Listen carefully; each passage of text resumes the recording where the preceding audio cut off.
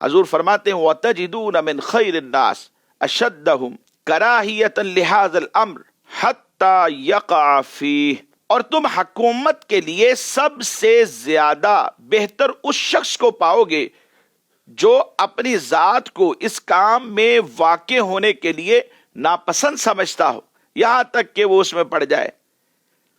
अपनी जात के लिए वो ये फील कर रहा है कि मैं इसका हल नहीं हूं, क्योंकि अदलो इंसाफ करना पड़ता है और बहुत मुश्किल मराहिल होते हैं। शारीन हदीस ने हदीस मुबारका की वजाहत करते हुए, शरह करते हुए बयान फरमाया कि इस हदीस में यह जिक्र है कि सबसे उम्दा लोग, सबसे बेहतरीन लोग वो होंगे जो अमारत को, हुकूमत को, सरदारी को सबसे ज्यादा नापसंद ख्याल करते होंगे। इसकी वजह यह है कि इनको मालूम है कि लोगों के दरमियान अदल करना, इंसाफ करना इंतहाई मुश्किल तरीन अमर है और यह अदल नहीं कर पाएंगे, और इसकी जो आखिरत में मुश्किलात हैं वो बहुत ज्यादा होंगी। यकीनन दुनिया के जो फैसले हैं मदनी चैनल के नाजरीन, ये कोई आसान थोड़ी होते हैं। ये वही कर सकता है जो कुरान और हदीस को जानता है, जैसे ये महारत है कि फैसला कहते किसको है और किया किसे जाता है। जो ये जान सकता है कि मैं जो फैसला कर रहा हूं मैं कुरान और हदीस के मुताबिक परख कर रहा हूं।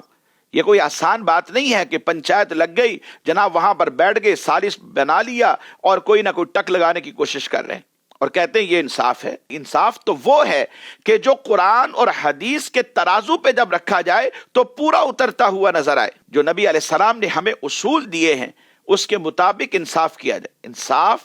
इंसाफ इतनी अहम चीज है कि एक शख्स इस बात से डर रहा है कि कहीं ऐसा ना हो कि कुर्सी सदारत पर जब मैं बैठूं तो मैं इंसाफ ना कर पाऊं और फिर कल बरोज़े क़यामत की जो मुश्किलात है वो मेरे सर पे आ जाए और मेरे लिए ये मुश्किल होगा।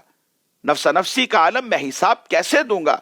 फरमाया ऐसा बंदा जो भाग रहा है गोया कि उसके पहलू में धड़कते हुए दिल के अंदर खौफ खुदा मौजूद है। अब जब इसे कुर्सी सदारत पर बिठाया जाएगा, अदालत की कुर्सी पर इसे बराजमान किया जाएगा, तो ये अल्लाह से डर कर फैसले करेगा।